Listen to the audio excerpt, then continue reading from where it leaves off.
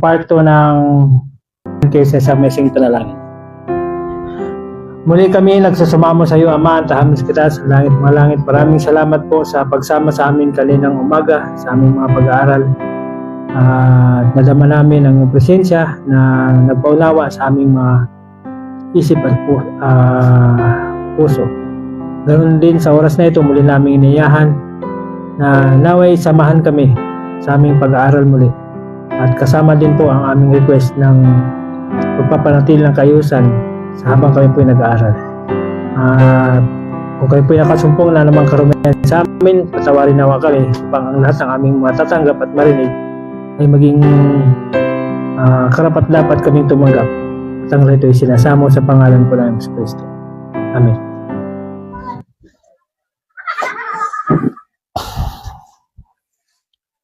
So tayo ay nasa part 2 ng pag-aaral. Ito yung pangatlong bahagi niya. What will God's people do when Sunday law is enforced? Kasi pag inisip natin na pag may Sunday law, unti-unti na ang paghihigpit niyan. Marami na siguro mga checkpoint niyan, lalo na pagdating sa araw ng pagsamba. So, paano natin gagawin pa rin yung normal na buhay natin? So, tandaan natin, pag dumating na ang panahon na ito, sikapin po natin na wala na po tayo sa syudad kasi sa ayaw at sa gusto natin, maaari tayong mag-compromise, lalo na pag hinihigpitan na ang ating mga karapatan o inalis na yung mga karapatan, yung mga privilege na nandito ka sa syudad. So, unang-una, pwede natin gawin ang araw ng linggo ay sa missionary work. Sabi dito sa Testimony Volume 9, 232, Seventh-day Adventists were to show their wisdom by refraining from their ordinary work on that day, devoting it to missionary effort. So, ibig sabihin, pwede ka pa rin palang gagawa kahit hindi ka naman sumasamba sa panahon na yan, nakisabay sa kanila, kundi gumagawa ka. Pwede kang gagawa ng Bible study, pwede ring dadalaw sa mga may sakit, sa mga nasa kulungan. So, pwede po gawin yung missionary work. At hindi ka po sabi na matatakan ka dahil sa paghinto mo sa pagtrabaho. So, pangalawa naman, students can hold out meetings in different places. So, pwede tayong gagawa ng mga meetings. Pwede schedule sa mga lugar, sa mga resort, sa mga anumang lugar na pwedeng magtipon. Sabi to, take the students out to hold meetings in different places and to do medical missionary work. So, pwede naman gagawa tayo ng mga titingin ng mga blood pressure. Sabi to, they will find the people at home and will have a splendid opportunity to present the truth. So, this way of spending Sunday is always acceptable to the Lord. So, yung ginagawa na pagtitipon sa araw ng linggo ay katanggap-tanggap sa Panginoon. So, hindi po yan pagsunod sa utos na kailangan walang trabaho sa linggo, kundi ito ay pagsunod natin bilang missionary work sa gawain ng Panginoon. Sabi ito, refraining from work on Sunday is not receiving the mark of the beast. Yung maghinto mo sa trabaho ay hindi ito nangahulugan na tinanggap mo na. Kasi di ba ibabatas yan, sabing walang magtatrabaho sa araw ng linggo. Kaya pansinin niyo yung sinabi doon sa kanina, binasa natin, from sundown ng Friday hanggang doon sa sundown uli ng Sabado. So, yun yung buong yun yung buong pagkilala or pag-celebrate. So, kung gagawin nila yan sa araw ng Sunday, so, hindi pa rin tayo maubusan ng, halimbawa, hihinto naman tayo. So, hindi naman ibig sabihin no na kumikilala tayo sa kanilang pagsamba. Ito, refraining from work on Sunday is not receiving the mark of the beast. In places where the opposition is so strong as to arouse persecution. So may mga pagkataon kasi na doon sa lugar ay hindi nila tinatanggap ang ibang uri ng pagsamba. So, pwede tayong gagawa ng mga missionary work.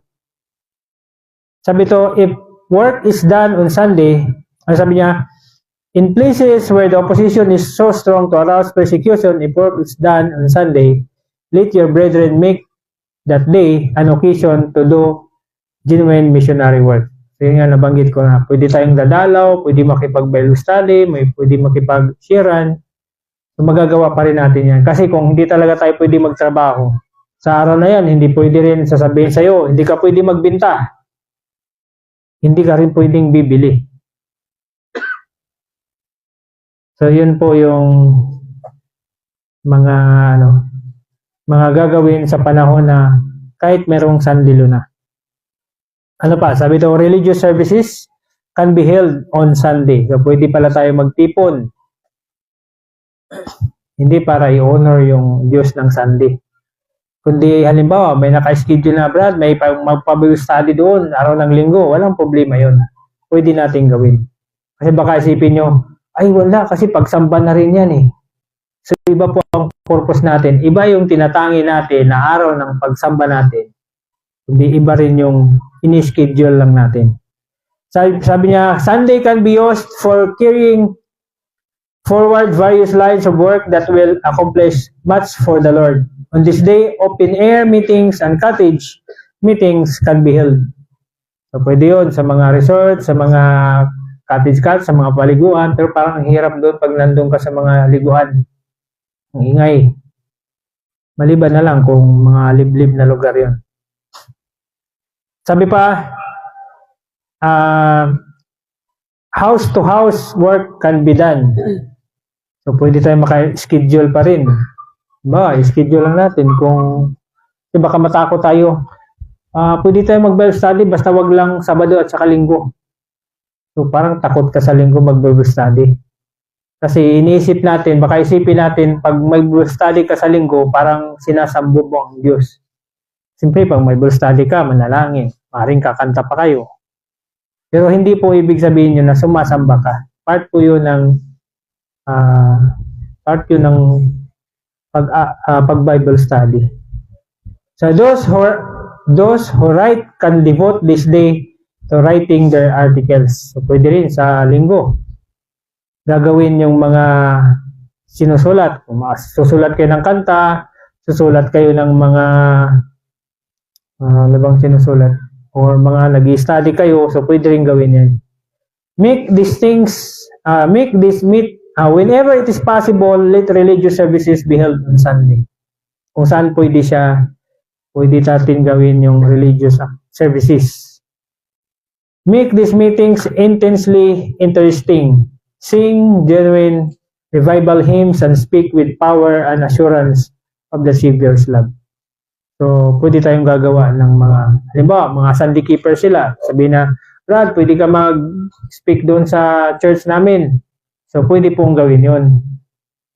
Baka sabihin natin, hindi Brad, kasi ibang Diyos nila. So, pwedeng gawin yon yung mga ganyan na inimbita ka. Kasi iba naman yung pagsamba talaga natin na ginagawa. So, sabi pa dito, let us cooperate with the voice of the Holy Spirit to take a firm stand. Kasi sa panahon na yan, hindi na tayo pwedeng magsabi na kung ano yung sasabihin ng kapwa mo, nung ano. Kailangan na nating hingin sa Panginoon, Lord, gabayan mo kami. Ituro mo sa amin kung ano yung dapat namin gawin. Tapos, kailangan kami ay makatayo. Sabi niya sa Selected Messages, Volume 3, 388, we must take a firm stand that we will not reverence the first day of the week as the Sabbath, for it is not the day that was blessed and sanctified by Jehovah. And in reverencing Sunday, we should please ourselves on the side of the great deceiver. Kasi kung ang mangyari ay nakikiisa ka na doon sa pagsamba na ginagawa ng Sunday, so yun ang delikado. May babasahin ako dito sa Bible commentary. 1145. Sinulat ito, una published 1893. Sabi ito, those who have an opportunity to hear the truth and yet take no pains to hear or understand it, thinking that if they do not hear, they will not be accountable. Kasi inisip natin na pag hindi naman natin narinig, hindi natin nalaman, hindi naman tayo makonsensya, hindi rin tayo panagutin. Pero pag mayroon pala tayong pagkakataon, halimbawa, dito tayo nagpupulong, tapos nasa tabi ka lang naman, or dito sa likod, or nasa malapit ka lang naman, pero ayaw mo makinig. So, ang magiging kasalanan mo, sabi ito, will be judged guilty before God, the same as if they had heard and rejected. So, kapareho pala ang kasalanan mo doon sa narinig mo siya, pero nireject mo. Kahit hindi mo siya narinig, pero dahil may pagkakataon ka sana na marinig mo, hindi mo ginawa, yun po, kapareho ang kasalanan mo na yun. Sabi pa, there will be no excuse for those who choose to go in error when they might understand what is truth. Ilatag na sa'yo, ang daming pinabasa, inilatag na katotohanan na magpapatibay, pero ayaw mo kasi sarado ng isip mo. Ang sabi ng Panginoon ay wala kang excuse na pinili mo yung mali, samantalang maraming katotohanan ang pwedeng magiging magpapatibay sa'yo. Kasi sa katotohanan po, hindi na natin kailangan ng sandamakmak na na ebidensya. Makabasa kayo ng 2 o 3 talata na nagsusupport doon. Nasabi ng Panginoon, mapatibay na ang usapin. Ang sinabi na nga, to the law and to the testimony. Sa pag mabasa mo sa Bible, meron din sa Spirit of Prophecy, matibay na po yan na panghawakan natin. Sabi niya, in His sufferings and death, Jesus has made atonement for all sins of ignorance, but there is no provision made for willful blindness. Sabihin, sinadya mo na. Sinadya mong wag umatin, sinadya mong hindi makinig. Parang nagsisermon yung magulang mo, tapos nagtakip ka ng tainga. Yun ang nangyari. Na, di ba parang minsan sa magulang natin, parang naano ka na, lagi ka na lang sinisermonan, ang ginagawa mo, nakaganon ka na. Sige, salita ka lang. So, sa ganitong bagay, ay walang kapatawaran ang ating ginagawa. So, pang-insulto pala yun. Kahit sa magulang nga lang natin, insulto yan eh. Subukan mo lang, siguro yung mga magulang noon, pag makita kang nagsasalita sila, tapos nakaganyan ka, ay nako. Siguro baka magpasok yung daliri mo sa tainga mo. Oh, walang gumagawa niyan. Pero ngayon ay meron na. Iba na ang kabataan ngayon. Sabi niya, we shall not be held accountable for the light that has not reached our perception, but for that which we have resisted and refused. So kung hindi naman naabot talaga sa atin, hindi natin namalayan, hindi natin alam, walang nagpaabot, hindi tayo panagutin nun. Pero doon sa mga pagkakataon na pwede ka sanang pupunta, pero hindi mo ganawa, in-invite ka, pero tinanggihan mo. So, yan yung mga bagay na yan ay pananagutan mo yon. Kasi pagkakataon mo na yon, pero hindi mo ginawa. Kaya, mabilis po gumagawa yung kaaway niyan. Lalo na pag mayroong mga gusto kang imbitahan, tapos, nagsasabi na siya, oh, sigurado yan, pupunta ako. Ay, napakabilis ng kaaway niyan. Pagdating sa bahay, bibigyan niya ng problema. Mawawala na agad ng gana yon, kaya mayroon na siyang dahilan. Hindi ako naka-attend. Ganon ginagawa yung gawain, lalo na pagdating sa spiritual. Pero, pag pupunta ka sa mga kalayawan, sinong hahadlang sa iyo? Wala naman, di ba? Hindi ka namang pigilan ng masama. Uy, wag kang pupunta sa ano namin. Kundi imbitahin ka pa nga eh. Sabi nito, A man could not apprehend the truth which had never been presented to him, and therefore could not be condemned for light he had never had. So, hindi ka pwedeng tataw sa iyo ang kasalanan kung hindi mo naman alam. Or hindi ka panagutin sa isang bagay, sa isang katotohanan na hindi nakarating sa iyo. So, lahat ng magdidesisyon na papanig sa kaaway or sa Panginoon, bibigyan sila ng chance na malinaw na maintindihan nila na ito yung para sa panig ng Panginoon, ito rin yung panig sa kaaway. Kaya pag once na pinili mo pa rin ang panig na kaaway, so ikaw po ay mananagot ayon dun sa desisyon na ginawa mo. Sa ating pagpapatuloy, sabi dito, in the near future, we shall see these words fulfilled as the Protestant churches unite with the world and with the people power against commandment keepers. Ngayon, kung ikaw ay sanay na hindi sumusunod sa utos ng Diyos, kanino ka panig?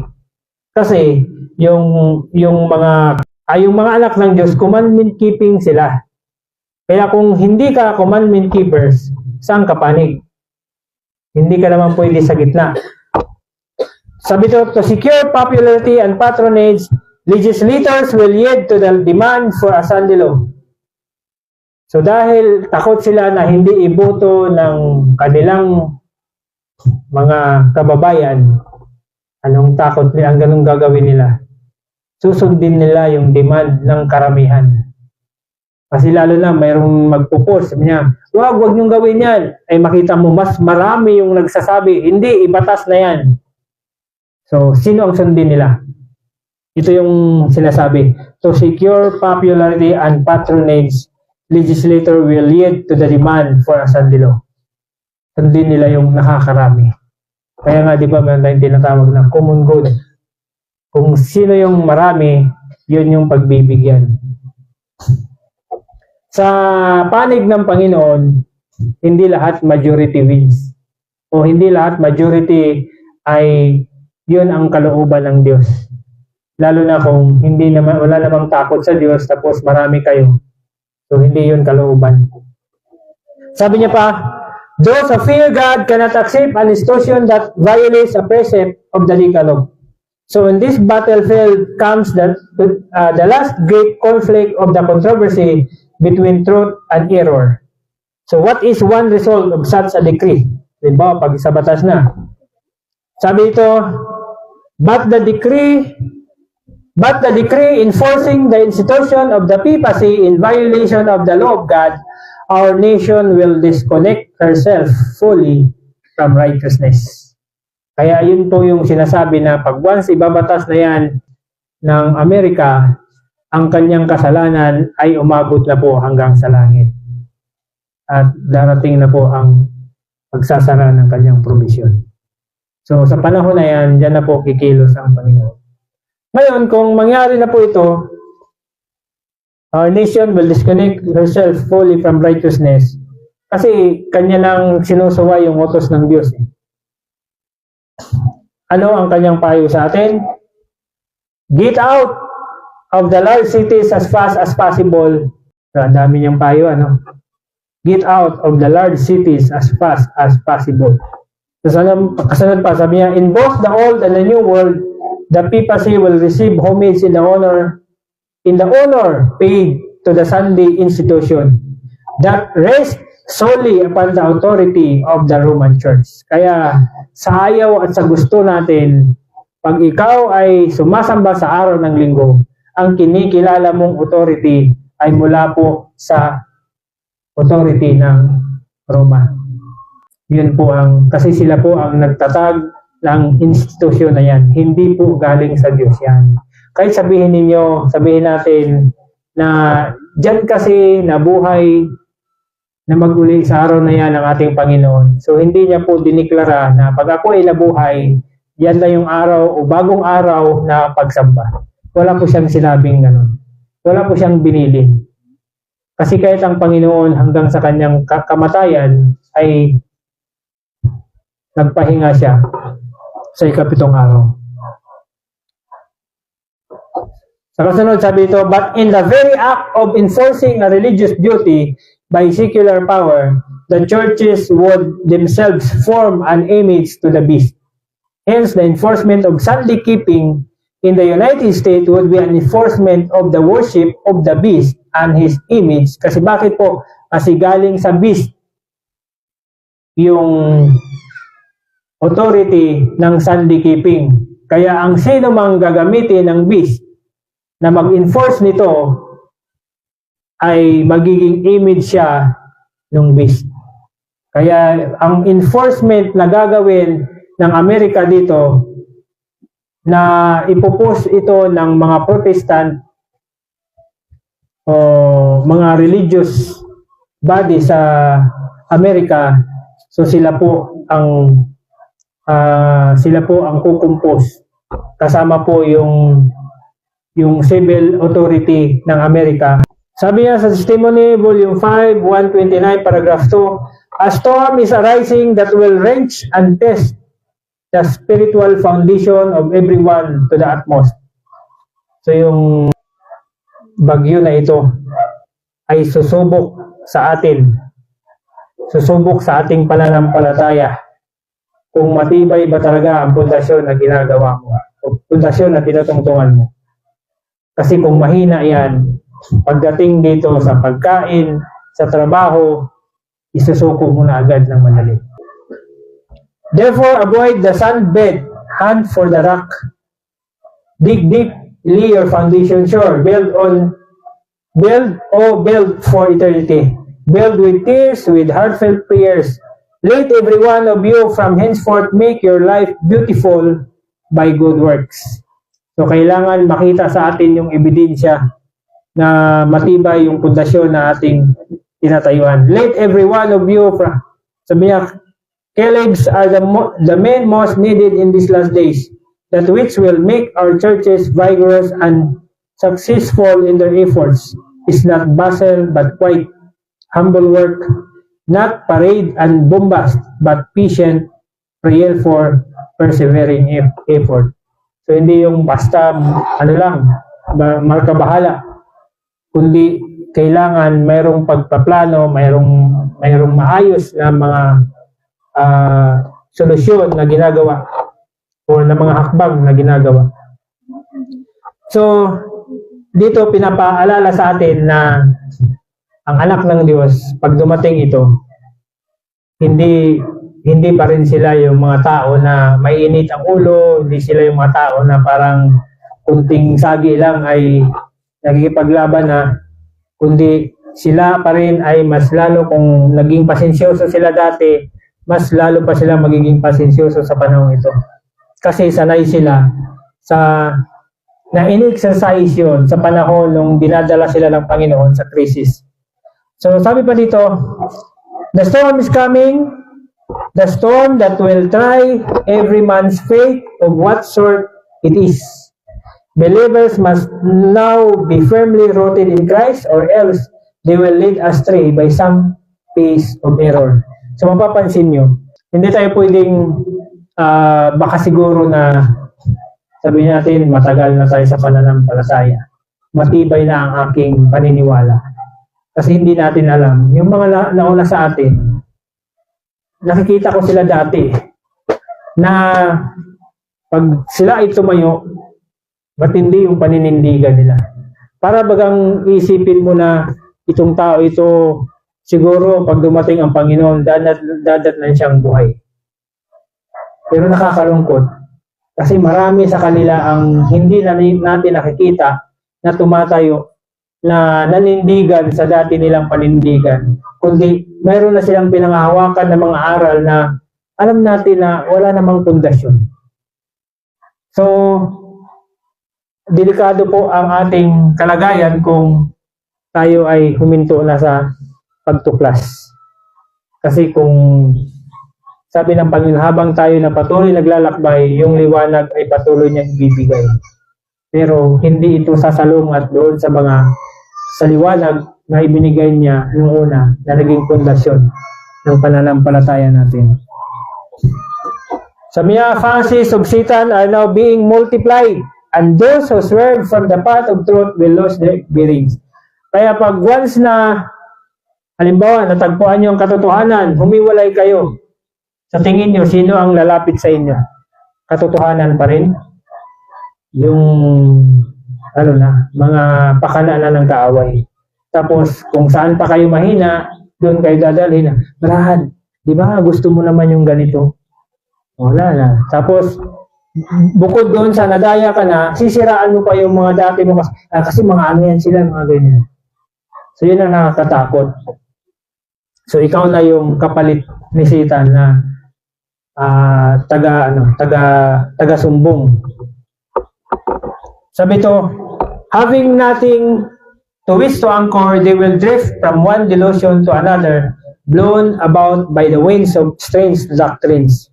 Kaya pag mayroong katulad yung mga mga doktrina na mayroong flat earth, naniniwala na ang mundo ay flat, bilog pa rin siya pero flat. Pwede pa rin naman eh. Bilog pa rin naman siya pero flat nga lang. Kaya lang kung flat ang mundo, isipin nyo na lang. Paano mangyari yun? Ano ang ikot? Kasi ang sabi doon, ang mundo natin ay maliban sa orbit niya na pag-rotate, nag-i-evolve siya ng sarili niya.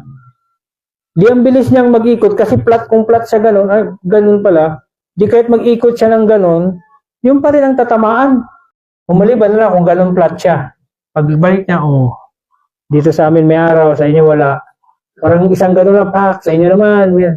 Hindi tulad nung na unti-unti, di ba yung paglabas? Yung nga ba kung paano nangyari? Siguro, ang sabi kasi sa atin, isa sa mga natutunan ko doon sa yung sa bangko. Hindi naman ako nag-banking. Pero may tinuro sa kanila na para ma-master mo yung pagbilang na malalaman mo agad yung peke. Minamaster nila, puro genuine. Wala silang peke na kumbaga pakinggan mo talaga yung kiss-kiss ng yung totoong pera. Kasi pag once na makarinig ka ng ibang kiss-kiss yan, sabihin, yun na yung piki. So, hindi sila pinapahawak ng piki. Puro totoo yung pera na binibilang nila. Paano nila nalaman na mayroong piki? Kasi sa pagbibilang nila, pag mag-iba yung tunog, yun yung makikita nilang, maririnig nilang piki. So, sa atin, bagamat hindi ko inaral yung flat earth kung ano yung panindigan nila, bakit ganun. Pero kasi maraming ebidensya na nagpapatunay na hindi naman ganun. Tapos mayroon pang iba na Wednesday crucifixion, na si Jesus Christ ay na ipinako siya na matay nung Wednesday. Kasi ang gusto nilang ipalabas, kasi sinabi sa Bible na 3 days, pagka 3 days nabuhay siya. Kasi kung ibang araw nga naman, hindi naman maabot ng 3 days yun. Di ba? Kung Friday siya namatay, Friday, Saturday, pagkalinggo na agad siya eh. So, kung tutuusin, isang araw lang yun, isang araw, kung parang halos 2 araw lang. Pero kung Wednesday siya, Wednesday, Thursday, Friday, Sabado, pangatlong araw na buhay siya. Di ibig sabihin, tama sila. Kaya lang, by history, hindi naman magsinungaling yung mga mula nung mga nakasaksi nag-celebrate yan, hindi naman nabago hanggang sa ating panahon. Friday talaga namatay. Nagkamali lang tayo sa reckoning doon sa araw kasi ang binibilang natin, ang araw, buong araw talaga. Ang sinabi naman, in third day, sa pangatlong araw. Hindi naman kumpleto na buong 3 araw talaga yun, na 24 hours. Kundi sa part na ito, halimbawa, namatay siya alas 3. So, ibig sabihin, part na yun ng first day. Kasi nga, mula doon sa paglubog, doon naman ang bilang niya eh. So, doon ang unang araw. Pangalawa, nung Sabado. So, paglubog ng Sabado, pangatlong araw na rin yun. So, yun yung bilang ng 3 days. So, mula sa Biyernes, paglubog, pangalawang araw. Kasi Biyernes alas 3.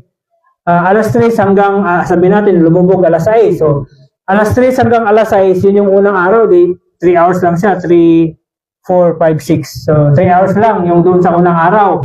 Pagdating ng pangalawang araw, 24 hours yun kasi mula sa alas 6 hanggang sa alas 6, 24 hours yun, pangalawang araw. Mula naman sa alas 6 hanggang sa umaga, another day yun eh. So, yun yung pang third day. Kaya lang, kailangan kasi sa kanila, reckoning nila 24 hours bawat araw. Kaya, pumasok sila sa Wednesday. Kahit hindi naman mapatunayan ng history, pinasok pa rin nila ng mga, yun. So, yun yung mga doktrina, pero marami pa rin naniniwala. Hindi na alam yung sa pagdating pa lang, yung kahalagahan pa lang ng preparation eh. Yung pa lang, kumbaga yung Panginoon, wala na siyang ginawa eh, hanggang sa panahon na napakatay ng Panginoon, walang Sabat. Kumbaga yung preparation pa lang, napakahalagas pa rin na hindi nila nakatingin ang nila dun sa pagkabuhay na. Kahalagahan ng araw ng Sabat, hindi nila nakita. Kasi merong yun eh, yung preparation, Sabat, hanggang sa resurrection. So, alam nyo ba na maraming mga nadaya nung ganun, mga one-true-God pa?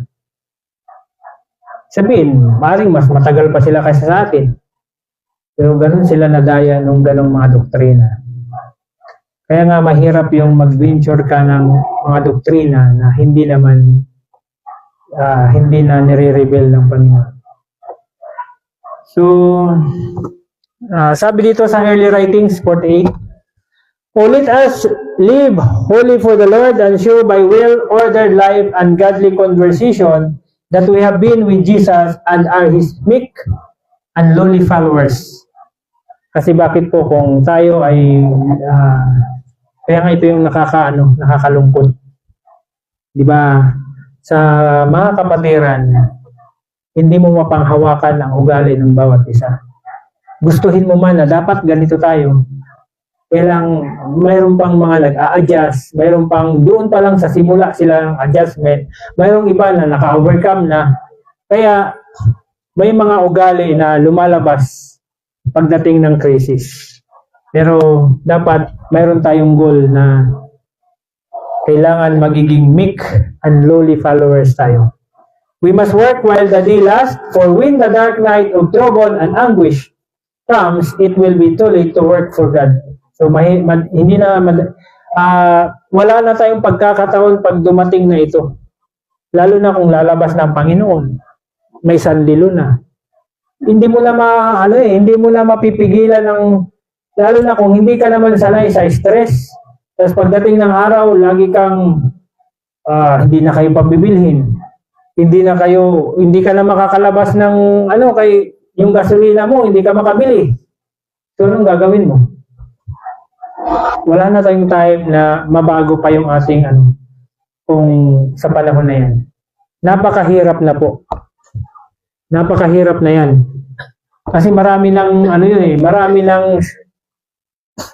tayong mga diyan.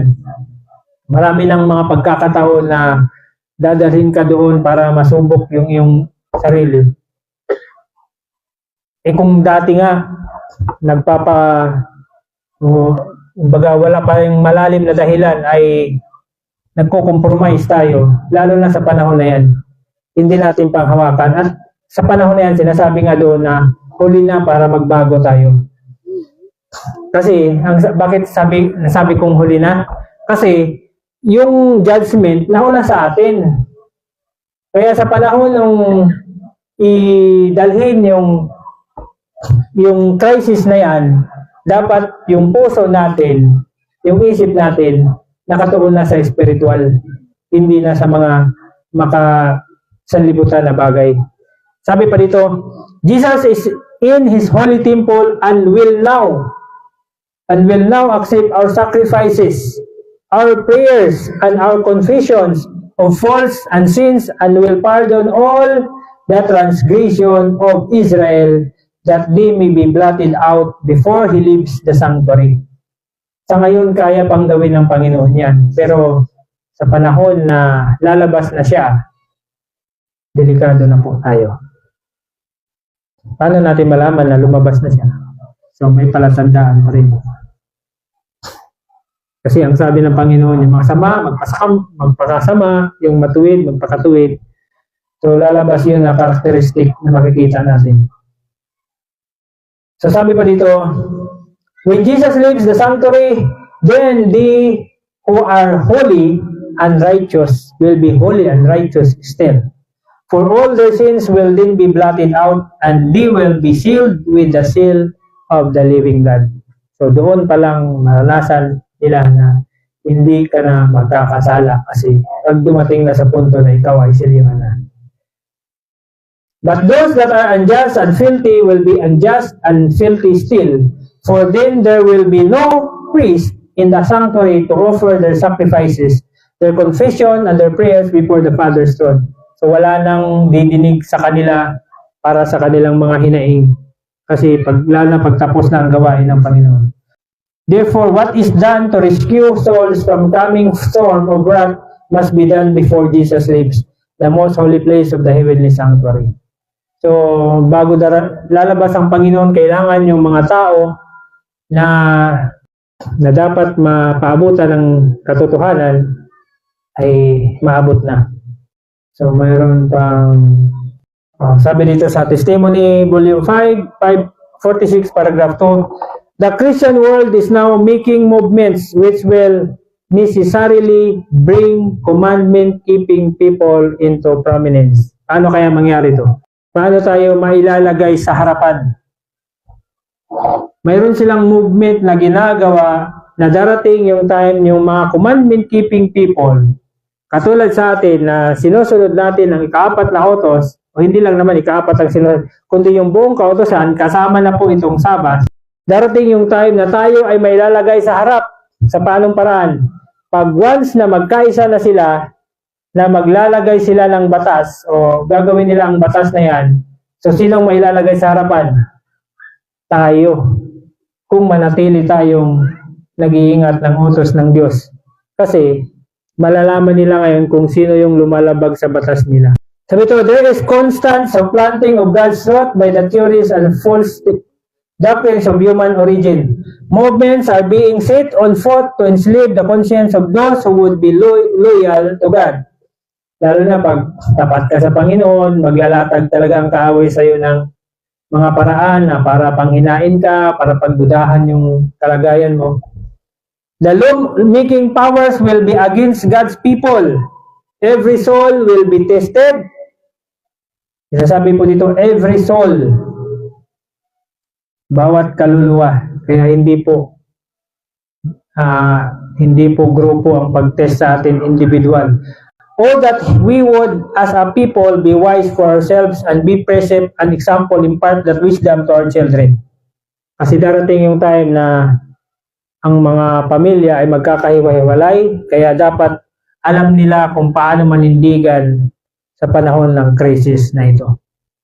Every position of our faith will be searched into, and if we are not thorough Bible students, established, strengthened, and settled, the wisdom of the world's great men will lead us astray.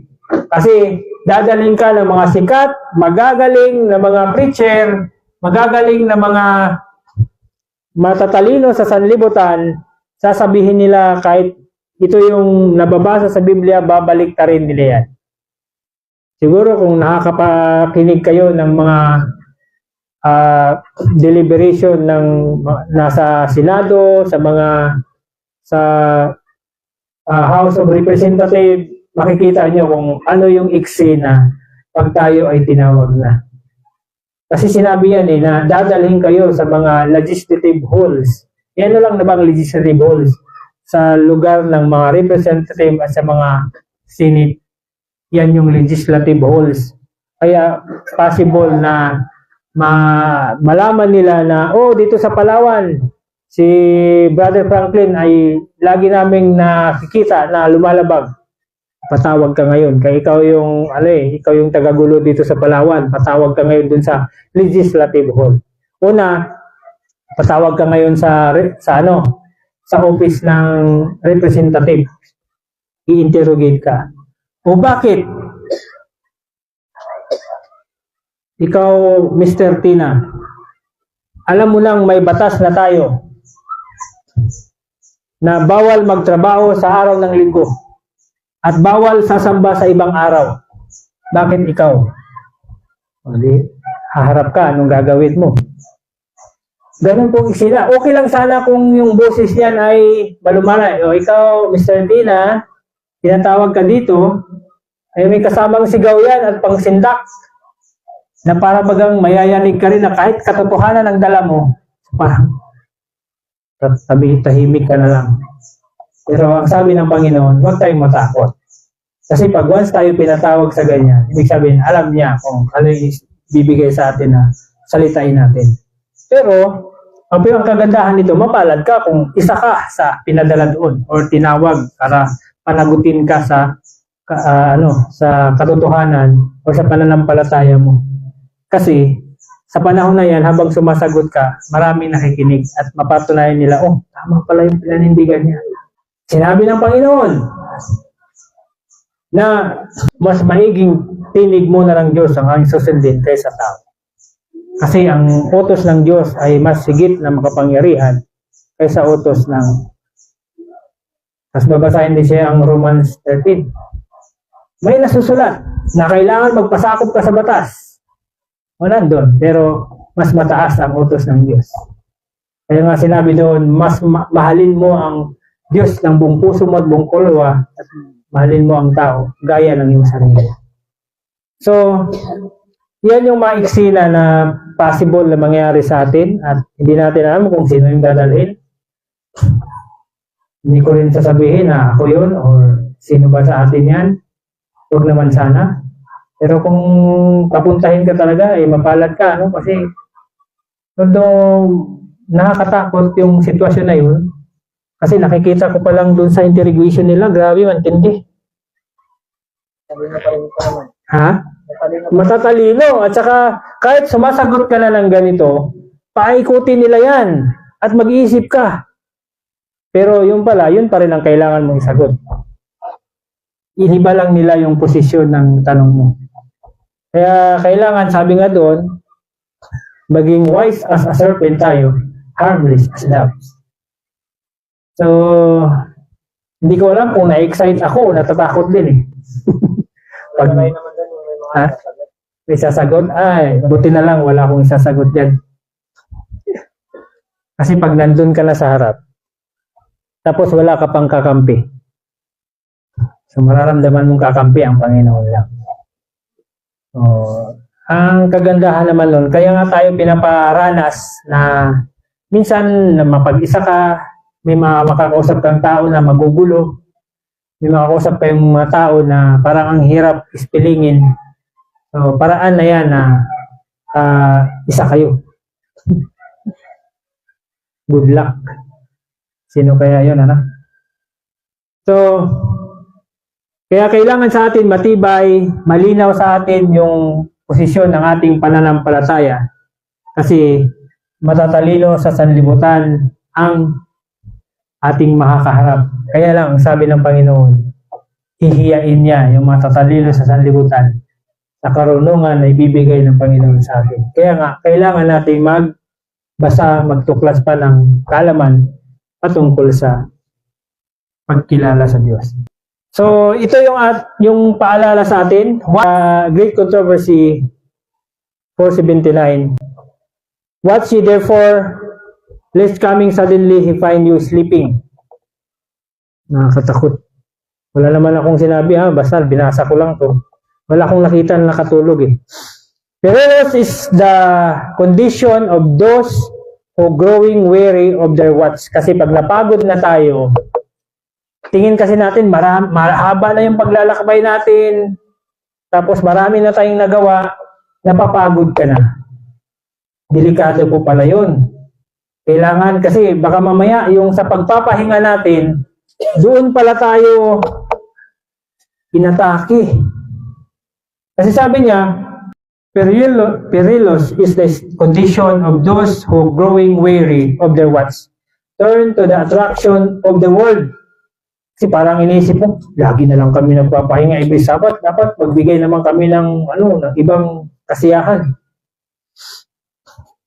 While the man of business is absorbed in the pursuit of gain. So pag sa negosyo, lagi kang nag-isip. Sabat pa lang, naisip mo na yung negosyo mo. Mamaya, yung namin, malaki ang kikitain ko. So pag ganyan ang inisip mo, baka mababaling ka dito sa ganitong kalagayan. Hindi po sinabi ng Panginoon na huwag tayong mag-business, huwag tayong magtrabaho. Pero pag dumating po sa oras ng Panginoon na maglingkod dapat tayo, tapos business ang ating pinag-usapan, business ang ating iniisip, so darating yung time na yung Sabat na yan ay maging ordinaryo na lang sa'yo. Hindi na sa'yo mahalaga. Kasi nga, nasanay tayo na sa tuwing araw niya ay tinatapyasan natin ang oras.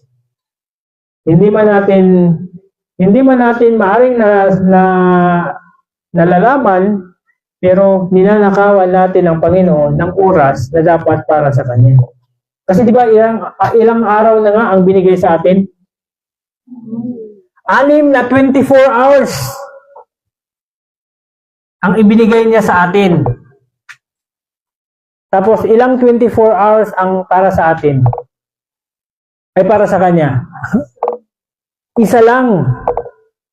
Pero yung 24 hours ba na yan ay nabibigay natin lahat? Hindi, kasi meron pa tayong tulog eh. Tapos, ang problema, nagpupuyat nga tayo. Iba naman, pinagpupuyatan. So, natapyasan pa uli. Tapos, pagdating ng araw, halimbawa, nagising ka alas 6.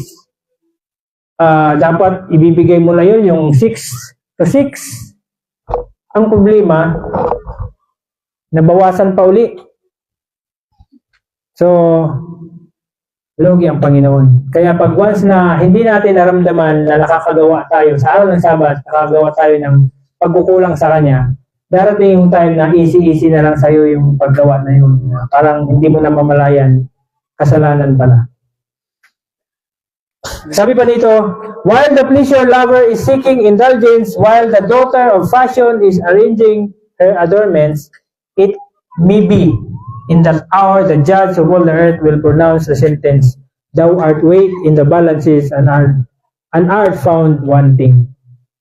Kaya nga nakakatakot pag araw ng Sabat, nagkukwentuhan tayo ng mga hindi naman pang espiritual.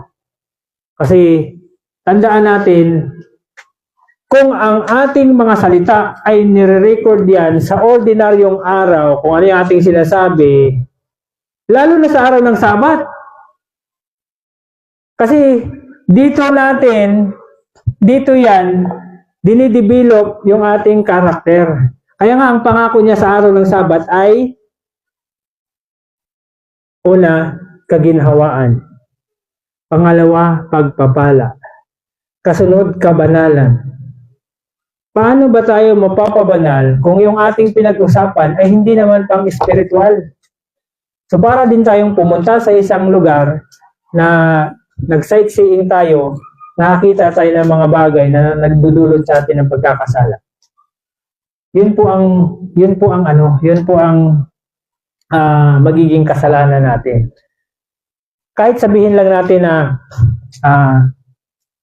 sabi nga doon, pinag-usapan nyo yung lugar na kung saan, ano yung lugar na pinag-usapan nyo. So pag pinag-usapan nyo yun, ang katumbas nun ay para kang pumunta sa lugar na yun, na kung ano yung makikita mo, yun ang ginagawa mo. Kahit pinag-usapan nyo lang. Yun po ang katumbas. Kaya kahit paulit-ulit tayo siguro sa pag-attend ng Sabat, kung hindi naman natin babaguhin yung ating pagsunod, kung paano natin ipapangili ng Sabat, paano tayo mapabanal? Kahit ipinangako sa atin na sa Sabat na ito ay mapapabanal tayo, paano tayo mapabanal kung yung ating pinag-usapan ay hindi naman nagdudulot ng pag-develop ng karakter natin? So, yun po yung mga bagay na kailangan nating isipin.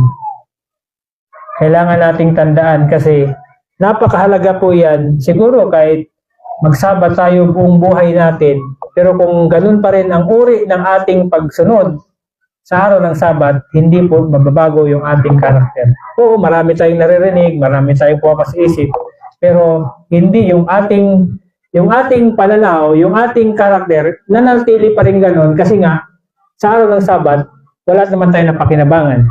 Dumadami lang yung ating palo. Kasi bakit? Marami tayong naririnig. Marami tayong nalalaman. Pero marami naman tayong ginagawang ano. Hindi naman pwede na, Lord, patawarin mo ako ngayong Sabat na ito kasi nagkamali ako. Pagkasunod na Sabat, Lord, patawarin mo ako ngayon kasi nagkasala uli ako. Sunod na Sabat naman, Lord, nagkasala kami uli. Patawarin ka. Kung paulit-ulit po yun, matututo ba tayo? Ibig sabihin po, ang sabi kasi sa atin, true repentance is kailangan mayroong totoong pagbabago. Kaya kung malaman ninyo na yung ginagawa natin sa araw ng Sabat, sa mga pananalita natin, na hindi naman pang spiritual, naka-record po yan. Siguro, ang sabi nga sa atin ay, kung gusto natin na pagdating ng record natin, lahat ng nakasulat doon ay kaya nating tanggapin, walang problema. Kasi ibig sabihin nun, pinayagan mo na yun ang isulat sa buhay mo. Pero paano kung hindi mo naman gusto yung nakasulat doon, pero ginawa mo? Kumbaga, sabi nga doon, wag nating hayaan na pagsisihan natin yung nakasulat doon na hindi naman pala natin gusto. Diba, nagkwentuhan kayo ng sa kalaunan, bigla pang nagkasamaan ng loob. Paano kayo mapabanal niyan? Minsan nga, Brad, diba, excited kang pumunta sa may simbahan. Ngayon, may tumawag sa'yo. Pero excited kang pumunta, may tumawag sa'yo ngayon. Uy, ito, may trabaho. Hindi na gusto mo na, wala na. Kung ka na sa simbahan, hindi na napukas, gusto mo na tapusin. Wala lang gana. Gusto mo na, aganda mo na tapos yung Sabat. Parang gusto mo lang hilain. Tuloy pa akong taong kakausap. Hindi matalinong tao eh. Imbis na sana na yung tayo dahil excited ka na makarinig ka na pa rin doon, nabaling na yung isip mo doon sa Mayroon talagang nabasa ako doon lalo na yung pagsunod natin sa araw ng Sabat. Mayroon yan lalo na pag yung pinag-usapan natin ay patungkol sa kabanalan. Sa araw ng Sabat, yung mga tao na mayroon silang mga kahinaan, minsan yan makikita mo na hindi ito aksidente, nababasa ko kasi yun siya na ayaw ng kaaway na marinig ng tao yun, yung para sa kanya sanang mensahe. Kaya ang ginagawa niya, pwedeng gagamitin niya yung mga bata, pwede niyang gamitin yung cellphone, pwede niyang gamitin yung mga bagay na para maalis sa kanyang atensyon yung kanyang dapat marinig. So ginagawa po yan ng kaaway. Sabi nga ng propeta, kung makita lang natin kung sino ang nasa tabi natin, habang tayo nandito sa loob. Siguro sabi nga doon, kung mabubuksan lang yung ating mata, na makita natin yung sa tabi natin, ay hindi pala yung kasawa ko yung katabi ko. Iba pala. Mayroon palang nagsasabi na, sige, okay ang ginagawa mo. Sige, scan ka pa. Mayroon palang nasa likod niyan. Kasi bakit? Ano bang gagawin ng kaaway sa atin? Gusto niya kasi lahat ng maririnig natin dito sa ating pinagpupulungan ay ayaw niya na may sa puso natin. Ayaw niya na matuto tayo dun. Kasi gusto niya na manatili lang tayo sa ating paniniwala na parang okay lang ang lahat, walang panganib. Pero hindi natin alam na habang tumatagal pa lang panahon, tapos nababanso tayo, hindi tayo lumalago kasi nga hindi naman tayo sumunod, hindi tayo humakbang. So patuloy, iniisip natin na okay lang siguro yung ganito. So, yun ang kailangan natin. Nakakatakot kasi ito yung sinabi na thou art weight in the balance. Paano kung nag-uusap kayo na hindi nyo naman sinasadya, yun ang napag-usapan, tapos binasa na palang pangalan mo sa taas, si sister at saka si brother ganito pa rin pala siya. O sige, reject yan. Kasi yun na yung magiging hatol sa'yo. Thou art weighed in the balance and art found wanting. Nagkulang ka. Siguro kung tinimbang ka, kulang ka na lang ng 1 gramo. Ako, pag siguro magsisikay, so sayang naman yun. 1 gramo na lang pala. Sayang naman. Ang haba ng pinaglalakbay natin. Sabihin, every generation God has sent His servants to rebuke sin, both in the world and in the church. But the people desire smooth things spoken to them, and the pure and unvarnished truth is not acceptable. Kaya nga, pag once na nagsasalita dito tapos nasasaktan kayo, pasalamat kayo sa Panginoon. Kasi kung hindi kayo masaktan, delikado yan. Lalo na kung may ginawa tayong mali, tapos hindi kayo nasaktan, delikado yan. Kasi ibig sabihin, yung mga nagsasalita dito sa harap, hinihili-hili kayo. Kasi hindi naman personal yung ating pinag-usapan, yung salita ng Panginoon. Kasi sabi niya, in every generation, God has sent His servants to rebuke sin, both in the world and in the church. But the people desire smooth things spoken to them. Huwag mo naman pakialaman yung buhay namin, Brad.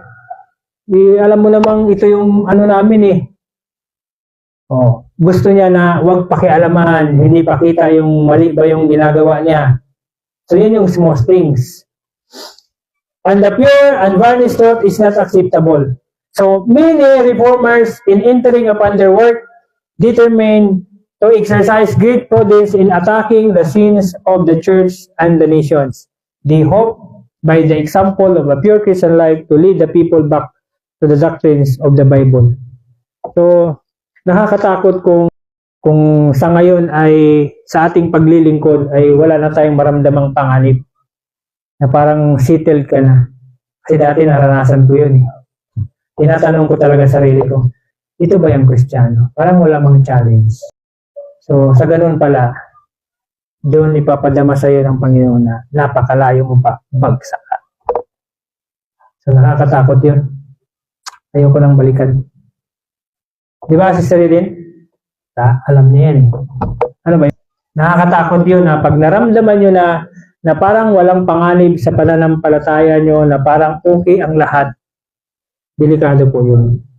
Kasi hindi ka na maghahangad ng malalim pa na koneksyon sa Diyos. Pero kung pakiramdam mo laging naramdaman mo na parang ang layo-layo mo pa sa Panginoon, so lagi kang naghahangad, Lord, ilapit mo ako sa iyo, lapit mo ako. Kasi kung wala kayong maramdamang panganib, hindi ganun katindi ang inyong panalangin.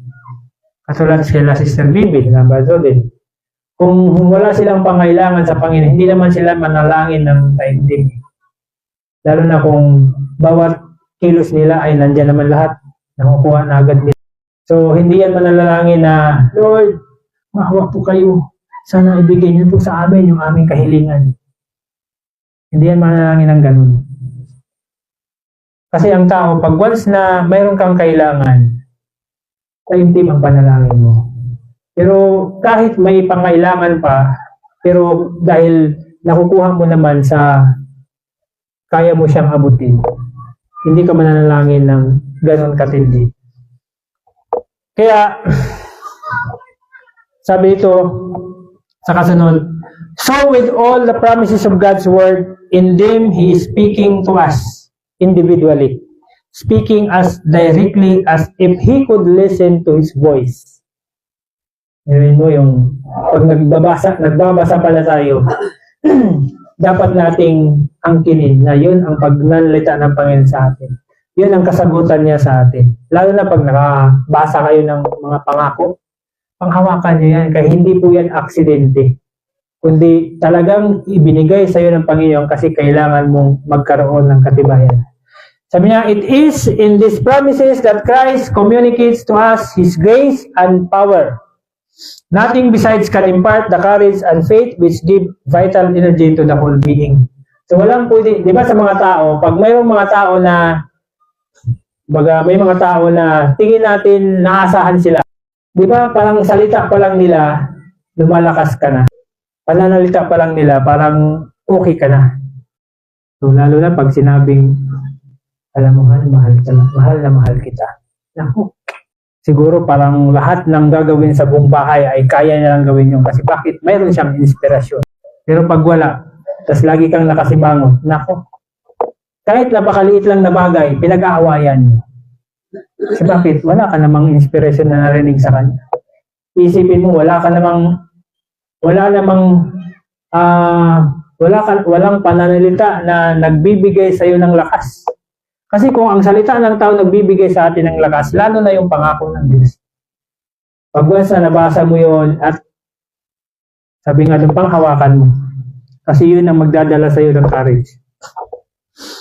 So, noon, nung siyempre, nasa malayo ka, malungkot ka, marinig mo lang yung boses ng asawa mo or girlfriend mo, parang kumpleto na yung araw mo. Parang buong araw ay okay na, gagawa ka na, parang kaya mo lang suungin lahat. Bakit? Inspired ka na. Iyon ay salita lang ng tao. So, pinag-usapan natin promise ng Panginoon. Kailanman ang promise ng Panginoon, hindi siya nagbibigo. So, ibig sabihin, mas yun dapat ang magbibigay sa atin ng lakas. So, sabi ba niya sa kasunod, it will be declared that men are offending God by the violation of the Sunday Sabbath, that this sin has brought calamities which will not cease until Sunday observance shall be strictly enforced. So, darating po ito na sa ngayon, kulang na lang sasabihin na, yung pagtaas ng gasolina, dahil yan sa mga Sabbath keepers kasi dapat sa Sunday keeper lang sila.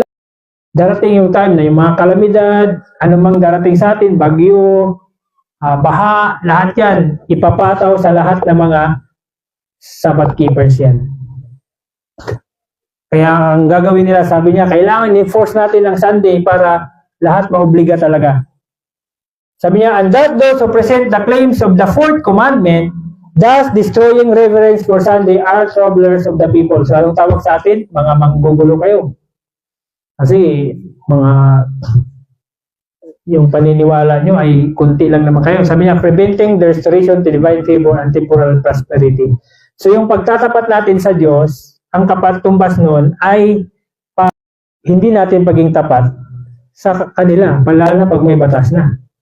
Kasi siyempre, susundin mo yung utos ng Diyos. Tapos sila, laban man yung utos nila sa utos ng Diyos. So, sinunod mo yung utos ng Diyos, ikaw naman ay magiging kaaway nila. Tingin nila sa'yo, manggugulo ka at rebel. So, ngayon, dahil darating sa time na ito yung magiging karanasan natin, ano dapat natin i-develop? Bilang panghuling panawagan sa atin, sabi dito, a good character must be built up brick by brick. Alam mo yung gumagawa ka ng building, kung gaano ka hirap yung isa-isa kang naglalagay. Hindi kasi pwede na i-assemble. Yung ginagawa ngayon na naalala ko mayroong paggawaan nung sa ano, yung sa ano Brad, yung sa naka ano ka rin nun yung sa Camellia na meron silang precast. Naalala mo ba yun? Na yung buong bahay, alam mo kung ilang araw lang ginawa? Buong bahay yun naka-precast siya. 3 araw lang ginawa. Finish na. May bintana, may pinto. Anong ginawa? Kasi may forma na sila agad. Mga bakal yung forma nila eh. Tapos lahat ng mga bintana, mga may naka na agad na forma. Bubuhusan na lahat yun. Pagbuhos lahat, pag binuhusan, kasama nga kasama mga atip eh. Tapos nung pagbuhos lahat, pagtanggal ng mga pangatlong araw, pagtanggal niya, buo na yung bahay. Pero hindi yun ang pag-develop ng karakter, hindi shortcut. Brick by brick. Ibig sabihin, bawat araw kailangan merong na-develop. Dapat na ano natin yun eh. Ang hirap din kasi bantayan na sa araw na ito, ano kaya ang na-develop ko?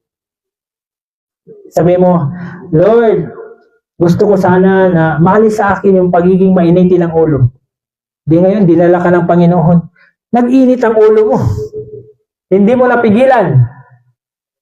Nakalimutan mo na yun pala ang panalangin mo. Dapat nabantayan pala natin.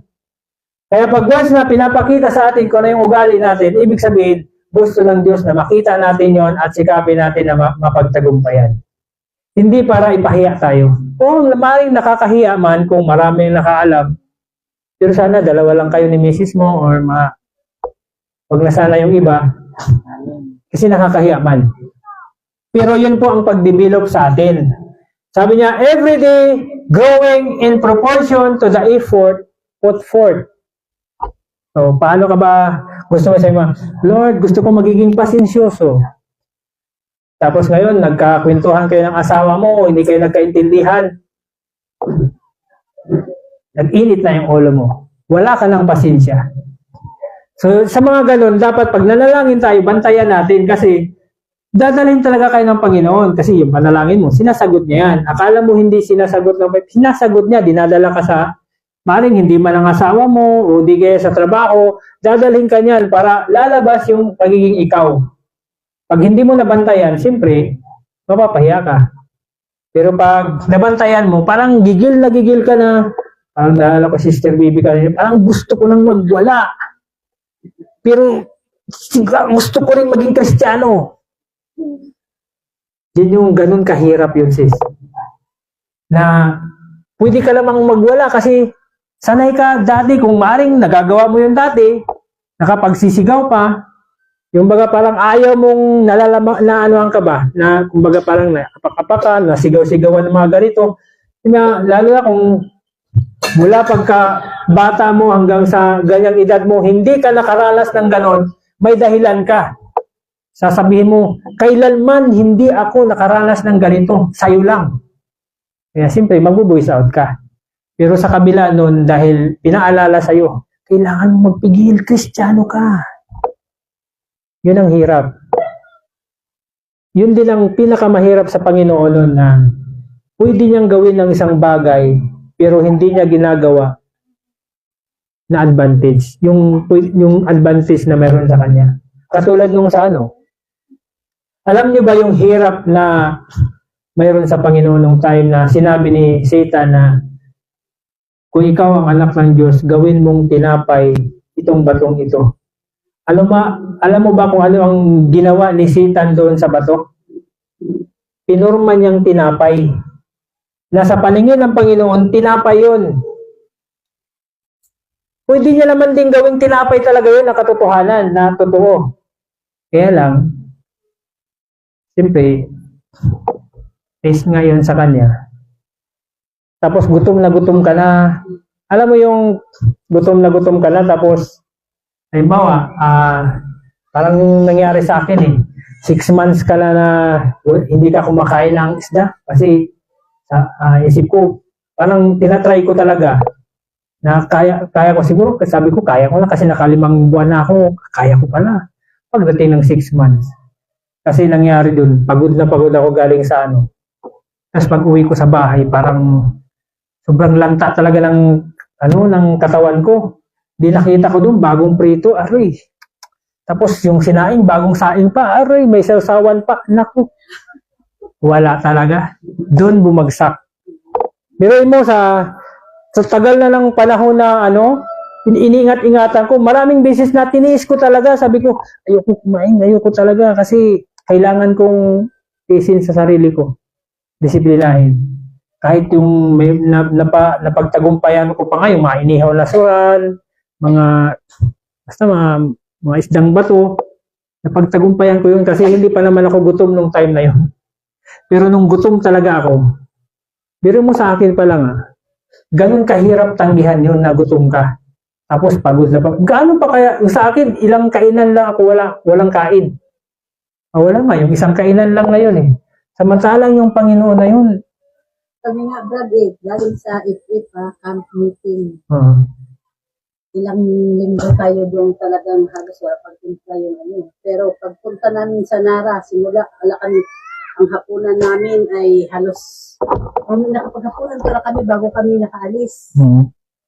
Pero kinabukasan naman, wala kaming almusal. Ang almusal namin ay alas 3 na. Wow. Ang sakit ng masyado ulo ko, sakit ng masyado ang tiyan ko. Tapos ang ihain sa'yo na ulam ay galunggong. Hindi ka pa makakain. Hinigay mo matawan ko Pero din, kasi ang ulo ko. Kaya nga hanggang ngayon, sinisumpungan naman ako eh. Pero din nga, wala. Ganito, So yan talaga. kain ka Ang talaga. mahirap yan.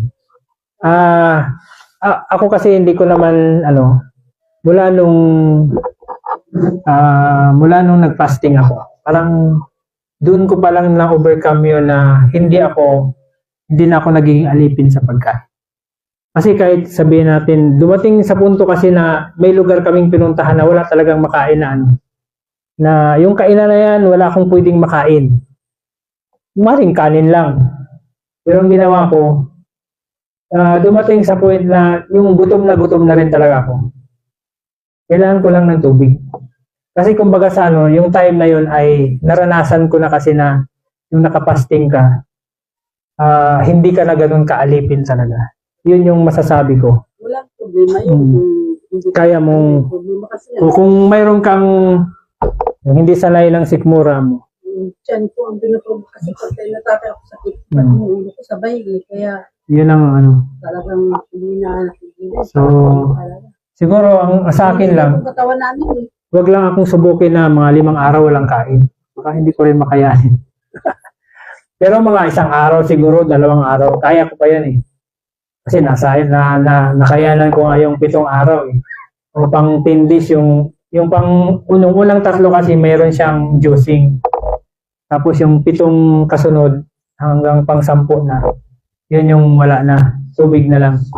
So, yun yung isang advantage na hindi ko naman sinabi na kailangan yung mag-undergo ng ganun. Sa akin, malaki ang malaki ang, kumbaga parang malaki ang tulong sa akin nun.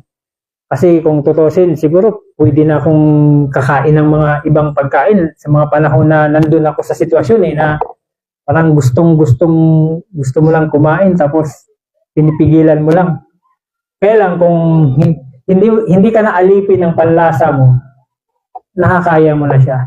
Yun yung tagumpay na meron sa Panginoon nung sinupil niya talaga na kahit tingin niya tinapay na yung bato na yun, pero hindi niya pa rin ginawang tinapay yun.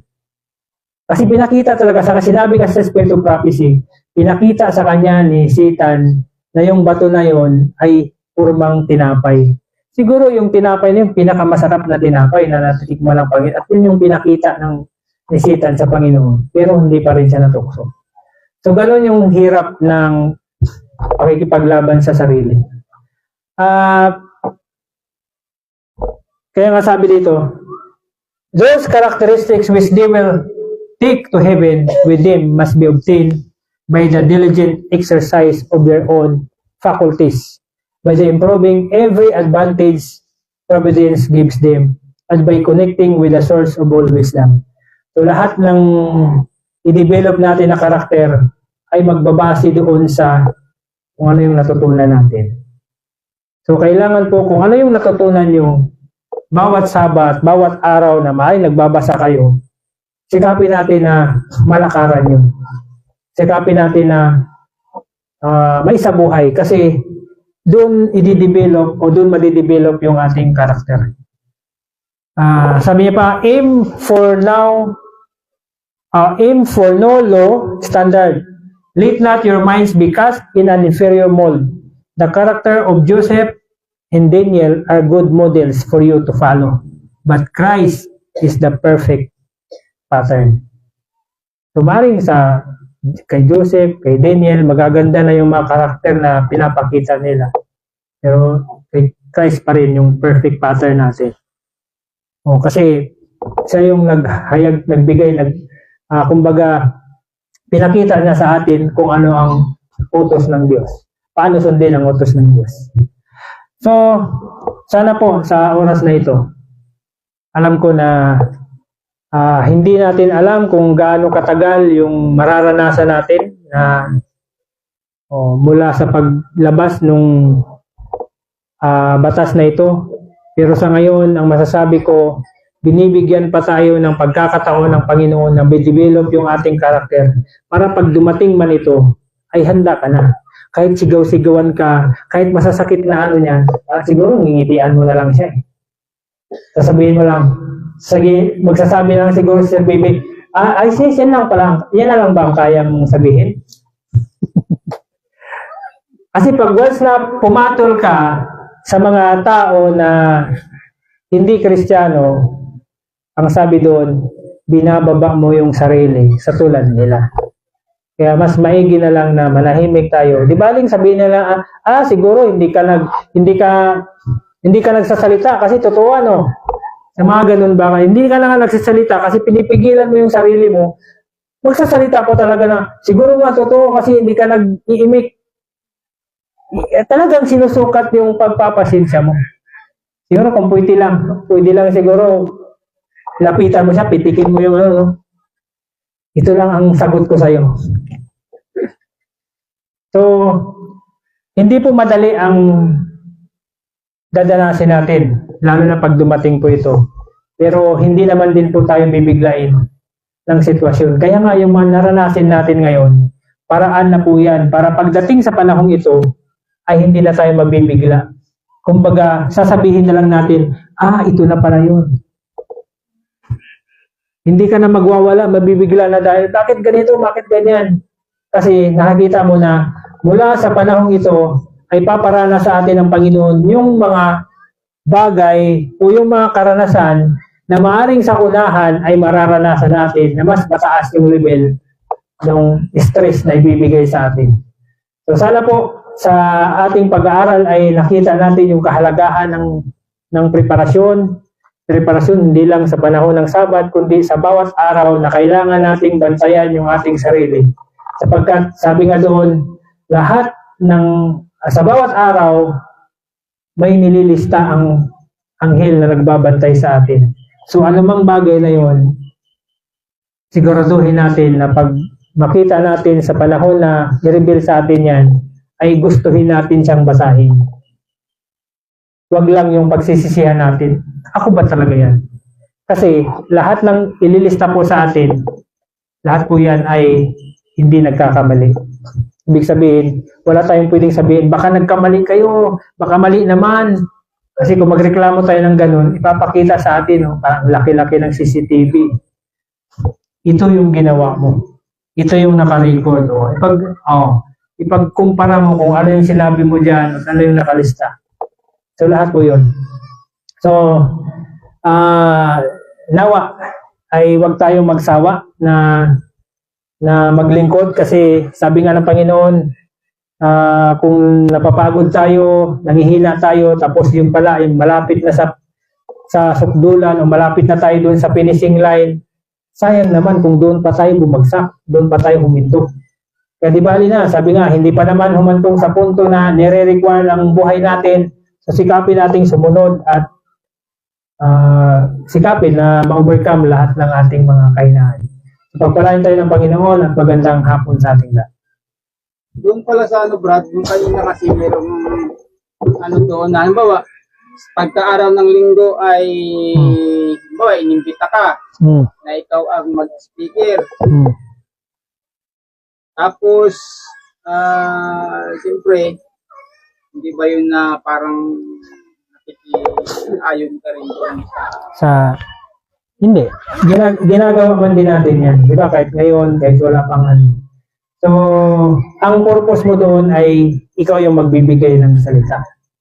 Hindi ka naman parang katulad sa kanila, hindi ka lang sasama sa kanilang sayaw-sayaw. O hindi ka makikisa doon. Kasi hindi mo naman gawain yun eh. Kung ikaw yung speaker, mas advantage sa'yo kasi pwede mong gawin ang hindi mo dapat gawin sa kanila. Pero kung ikaw kasi yung nandun, kailangan susunod ka, halimbawa ikaw yung membro doon, kailangan susunod ka doon sa gagawin nila. Pero kung ikaw yung speaker, so, nirespeto nila kung ano yung pwede mong gawin lang. So, basta hindi tayo susunod sa panalangin nila, okay lang naman yung muyuko. Hindi ka naman doon sa, kumbaga, yung ginawa nilang panalangin ay out sa ignorance nila na hindi pa nila kilala. So, maaaring sa panahon na yan ay bibigyan tayo ng pagkakataon, ipakilala yung tunay na Diyos, at least sa susunod, may bibigay na nila yung tamang panalangin. So, yun yung, hindi naman sa kasalanan na nandun ka, basta inimbita ka. So, wag lang yung mga lugar na hindi ka naman inibinta, tapos nandun ka, tapos nagkaroon lang ng mga hindi nakalulugod sa... Pero kung halimbawa naman, napunta ka sa lugar, naghahanap ka ng isang lugar na pwedeng mapag-aluhan, invite ka, okay lang. Okay lang. Kaysa ikaw yung pumunta. kung pumunta ka na walang purpose, ibang ano mo doon, anong motibo mo, bakit ka nandun? So, kaya lang naman tayo pumupunta. Oo. Oo. Halimbawa, bukas, may sasamba, pupunta ka sa isang iglesia. anong pakay mo doon? Makikinig ka lang. Mga parang sa ano, madubli yung ano mo. Halimbawa, Yun ang kasalanan. halimbawa, Kasalanan. di ba? Oh. Pastor yung anak ko. Hmm. Tapos pagka, katulad nung nakaraan, sabi niya sa akin, sabi ng manila ko, ma, ano ka, hindi ka magdala tayo. Hmm. Ano yun? Pwede yun. Hindi. Depende kung ano yung klaseng awit nung aawitin nyo. Kasi, halimbawa sa atin, may mga awit kasi na okay sa kanila, pero sa atin hindi pwede. Kasi kung halimbawa nagatin ako, tapos yung aawitin ko, yung mga awit nila siguro yun, hindi. Oo, yun yung... Kung halimbawa, nagpunta ako doon, Ikaw yung aawit, ako lang mag-isa yung aawit. walang problema. Ko yung awit natin. Oo, tapos basta wag ka lang sasabay doon sa pag halimbawa nag-ano na sila, sayaw-sayaw na. Isa sa kanila Oo. talaga. Kaya lang ang problema kasi doon, magiging ano 'yon sa kanila na nandun ka pero hindi ka naman nag-participate. So baka hindi ka na imbitahin sa sunod. Oo, kasi siyempre nandun ka nga tapos hindi ka nag-participate. Pero siyempre kailangan din lang irespeto 'yan kasi ano mo 'yan, baga Kasi invite niya ako, tapos sabi ko, alam ko may simbahan ako. oo. Sabi niya sa akin, bakit nga ba? Bakit nga ba? Bakit nga ba dumating sa point na nagayano kami? Tanong mo sa sarili mo kung bakit nga ba? Mayroon din akong nabasa na sabi doon, kung gusto natin silang maakay sa pananampalataya natin, dapat wag natin silang, kumbaga parang bawat kilos na mali, lagi nating pinapamukha sa kanila na mali yan, mali ganyan, mali. Kumbaga parang nagmumukha tayo na mas banal tayo kaysa kanila. So sa ganun, hindi natin sila madadala sa ano. Kailangan, kung tayo gusto natin magpakita sa kanila, irespeto natin kung anong meron sa kanila. Hayaan natin na sila mismo makakita ng ebidensya na ito yung nakita natin na katotohanan, ito yung nagpapabago sa atin. Kasi halimbawa, ganito po yun. Halimbawa, galing tayo kahit yung sa pamilya ko. Kasi yung sa Sunday keeping kami, halimbawa, ito yung nakita nilang ugali ko. Tapos nung nasa ganitong ano na ako, tapos yung pinakita ko sa kanila ugali ay mas malala pa. Paano ko sila dadalhin? Paano ko i-share sa kanila? Anong sasabihin nila sa akin? Kung ikaw nga, hindi na bago, paano pa kami? So, kahit hindi tayo nagsasalita sa kanila, lalo na sa pamilya natin, kasi ang pamilya natin, minsan, ano yan sila, mayroong iba na to see is to believe, mayroon din namang iba na maring kinilos na ng Panginoon, madali na lang sa kanila yon. Pero yung mga to see is to believe talaga, kailangan makita nila sa atin yung pagbabago. Kasi kung wala silang makitang pagbabago, napakahirap natin silang dalhin sa pananampalataya natin, lalo na kung maraming bawal. Isa po yun. Kung dito nga na maluwag sa amin ay hindi pa ako makasunod, lalo pa sa inyo, yun yung magiging rason nila. Pero kung makita nila sa atin na mayroong malaking pagbabago sa buhay natin, hindi yun sila aatubali na tanungin ka sa pananampalataya mo. So, di ba sinasabi nga po sa Pablo na yung buhay natin ay mas epektibo siyang sermon kaysa anumang uri ng sermon na narinig natin sa loob ng simbahan. Ang buhay kasi natin yung buhay na witness nakatibayan na yung ating natutunan ay, yung ating nalalaman ay katotohanan na nagpapabago ng ating buhay. So, yun lang. At kaya kailangan nating maging consistent na saan man tayo dadalhin, anumang uri ng sitwasyon, kahit mahirap, pigilin talaga natin yung ating sarili. Kailangan nating matutunan ang sinabi ng Panginoon, "Come and learn of me, for I am meek and lowly in heart." Kahit namumula na yung mukha mo, kung pwede, talikod ka na lang, punta ka sa malayong lugar, isigaw mo doon. Pwede magpunta ka doon sa ilog, imumog mo doon, "Wag!" Sigaw mo doon kung anong gusto mong isigaw. Kaysa yung makita kanila, mas mawawalan pa sila ng dahilan at magiging, maaaring matisod pa sila sa atin. Kaya, yun ang isang kailangan nating matutunan. Alam ko hindi po madali yan kasi buong buhay natin ang pag-develop ng karakter. Pero, pag once na nagsikap tayo ay maabot din natin yan. Pagpalain tayo ng Panginoon.